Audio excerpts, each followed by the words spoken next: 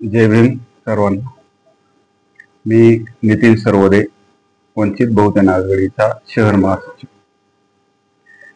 गेल्या 2 दिवसांनी आपण बघतच असाल की भीमाई नगर असेल, ठाकूर रोड परिसरातील परशुराम नगर असेल, ईदगाह परिसर असेल आणि इकडच्या बाजूला मांडवा रोडला अमृतेश्वर नगर असेल आणि बिलाल नगर परिसर, या भागात आपण पाहणी करताना अनेक गोष्टींचा उलगडा इथल्या भागातील लोकांचा जनतेसमोर आणला आणि प्रशासनासमोर सादर केला.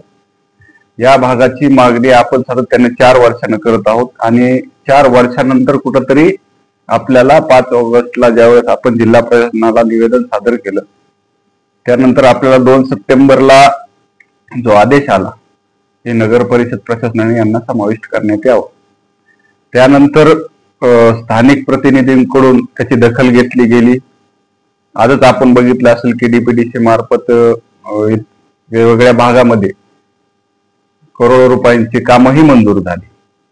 त्याचप्रमाणे आपली एक इच्छा होती की आम्ही अशा तेजाने आणि उत्साहानं काम करत होतो की निवडणूक पूर्व आपला हा भाग शहर हद्दीत जाईल, नगर परिषद हद्दीत जाईल आणि ज्या विकासाच्या इतर योजना आहेत, जसं की रम्या आवास घरकुल योजना असेल, पंतप्रधान आवास घरकुल योजना असेल, शबरी आवास घरकुल योजना असेल, सामाजिक न्यायाच्या विविध योजना ज्या की शहर हद्दीत म्हणजे हद्दवाढ झाल्याशिवाय होणार नाही.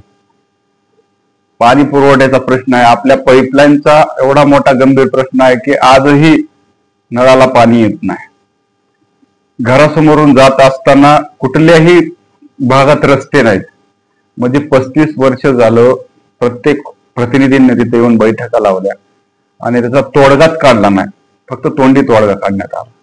आज कुठंतरी आम्ही पुढाकार घेतला, आदेश आल्याच्या नंतर कुठंतरी एक समाधानकारक आपल्या स्थानिक प्रतिनिधींनी काम केलं की कामं मंजूर तरी केली करोडो रुपयांची.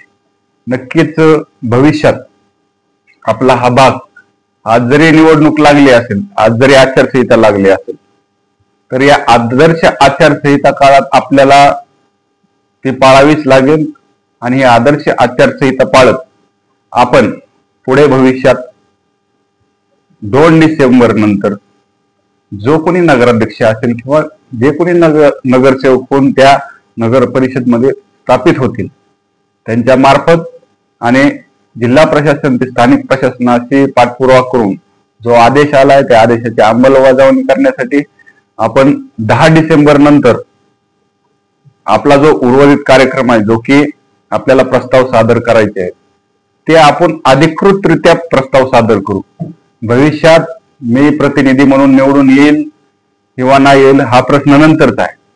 त्या भागातील बऱ्याच लोकांचे मतदान कार्डही नाहीत आणि त्या भागातील बरेच लोकांचे आधार कार्ड तेथील नाहीत. आम्ही ज्यावेळेस त्यांच्या दारात गेलो त्यावेळेस त्यांना वाटलं की आम्ही मतदान मागायला आलो. आम्ही हे मतदानासाठी करत नाहीत. आम्ही त्या भागातील कुठल्याही व्यक्तीला फोन न लावता, कुणालाही काही न सांगता, मी त्या भागात राहिलेलो असल्यामुळे तिथल्या अडचणी जाणून घेऊन गेली 4 ते 5 वर्षांनी विविध ठिकाणी पाठपुरावा करत हा आदेश आणलेला आहे आणि आपण हा आदेशाची अंमलबजावणी करेपर्यंत आमची साथ द्याल एवढी आम्हाला 100% खात्री आहे. कारण हा प्रश्न वर्षानुवर्ष ताटकळत राहण्यापेक्षा जर सुटत असेल तर त्या सोडण्यासाठी आपण सर्वांची ताकद त्या कामी लावावं लागेल.